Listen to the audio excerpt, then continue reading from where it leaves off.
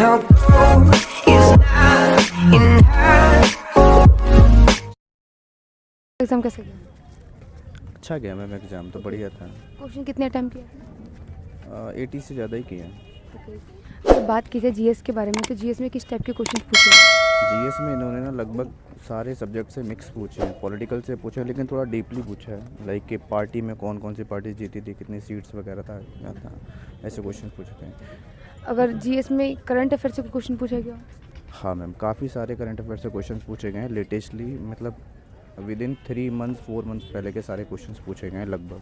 अच्छा, तो प्रीवियस से क्वेश्चन पेपर से कोई क्वेश्चन पे आया हो? आए तो हैं मैम, रीजनिंग में ज़्यादातर आए हैं। और साइंस से क्वेश्चन?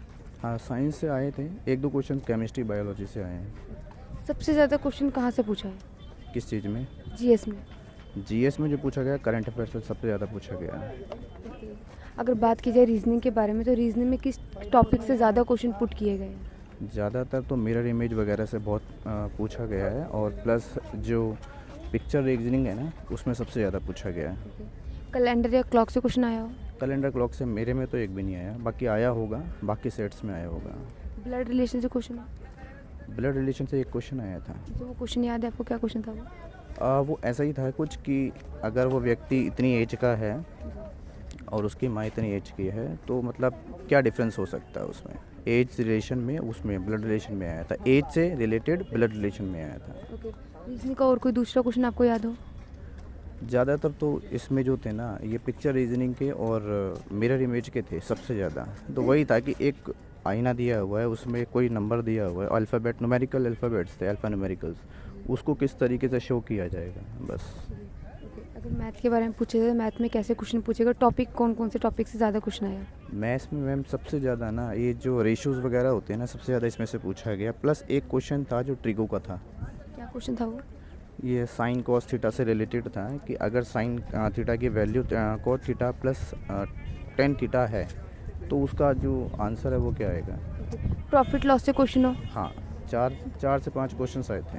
प्रॉफिट लॉस का कोई क्वेश्चन याद हो आपको? प्रॉफिट लॉस का था मैम ऐसा कि अगर उसका मतलब क्रय मूल्य इतना है, तो और उसको इतने % डिस्काउंट पे बेचा है, तो उसका विक्रय मूल्य कितना होगा। ओके, परसेंटेज से क्वेश्चन पूछा गया या नंबर सीरीज से? हाँ, परसेंटेज से भी पूछा है और नंबर सीरीज से भी पूछे गए हैं क्वेश्चन। क्या क्वेश्चन था वो? परसेंटेज से था कि सपोज़ कि मतलब इतना उस रेशो पहले था, और बाद में अगर इतने साल बाद उसका क्या परसेंटेज निकलेगा। ओके, अगर इंग्लिश के बारे में बात की जाए, जो कई स्टूडेंट होते हैं जो इंग्लिश में कई उनको प्रॉब्लम आती है, तो उनको आप क्या टिप्स देना चाहेंगे जो इंग्लिश के क्वेश्चन वो अच्छे से अटेम्प्ट कर पाए? मैम, इंग्लिश में ना मेन होता है वोकेबलरी। अगर वोकेबलरी उनकी कंप्लीट हुई ना, क्योंकि ज़्यादातर इंग्लिश में जो क्वेश्चंस आया था वो एंटोनिम और सिनोनिम से आया है। प्लस जो फिल इन द ब्लैंक्स है ना, वो भी एंटोनिम और सिनोनिम बेस्ड ही है। प्लस जो प्रेपोजिशंस हैं, डिटर्मिनर्स हैं, मेनली इसी से आया है, क्योंकि ये CHSL है, इसमें लेवल जो है ना वो इतना ही दिया है। ओके, ओवरऑल अगर बात की जाए चारों टॉपिक के बारे में, इंग्लिश, रीजनिंग, मैथ, सबके बारे में बात की जाए, सबसे ईजी और आपको हार्ड कौन सा लगा? वो तो मैम अपनी अपनी प्रैक्टिस के ऊपर होता है, लेकिन जो है ना मुझे सबसे बढ़िया लगा ये जनरल अवेयरनेस का, क्योंकि उसमें ना करंट अफेयर से रिलेटेड जो लेटेस्ट अभी जो न्यूज़ है ना, उसी से रिलेटेड क्वेश्चंस आए हैं। बाकी रीजनिंग भी अच्छी था, काफ़ी पोर्शन अच्छा था उसका, इंग्लिश बहुत ही अच्छी थी, बहुत ईजी थी, बढ़िया था, और मैथ्स में भी काफ़ी अच्छा था, मतलब ओवरऑल ठीक ही था। जो नेक्स्ट शिफ्ट के लिए स्टूडेंट एग्ज़ाम देने आएंगे, आप उनको क्या मैसेज दे सकते हैं? मैम, अब नेक्स्ट शिफ्ट तो आ ही गई है, उसमें क्या मैसेज दूँ मैं। हाँ, लेकिन जो अब पेपर आने वाले हैं उसके लिए यही बोल सकता हूँ कि भाई बढ़िया से तैयारी करो, क्योंकि वही चीज़ें आ रही हैं जो आपने किताबों में पढ़ा है, कुछ अलग नहीं आ रहा। मतलब ये साइकी हटा दो कि भाई कुछ अलग ही आएगा, प्रीवियस पेपर कर लो, हो जाएगा। आपने कोचिंग या सेल्फ स्टडी की?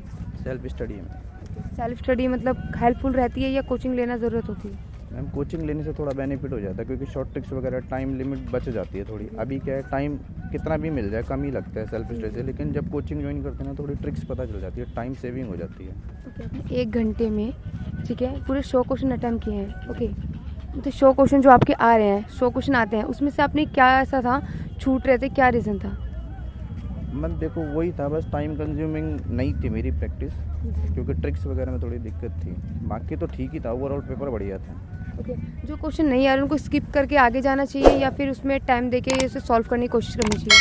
कॉमन सेंस है मैम, स्किप करके आगे जाओ, जो आ रहा है वही करो। ओके, कई स्टूडेंट होते हैं जो उसको टाइम दे देते हैं जिसकी वजह से वो आगे क्वेश्चन अटैम्प्ट नहीं कर पाते, तो उन स्टूडेंट को आप किस तरीके से समझाना चाहेंगे ताकि वो आगे स्किप करके जा सके?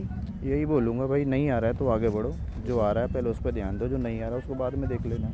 चलिए, ठीक है, थैंक यू सो मच।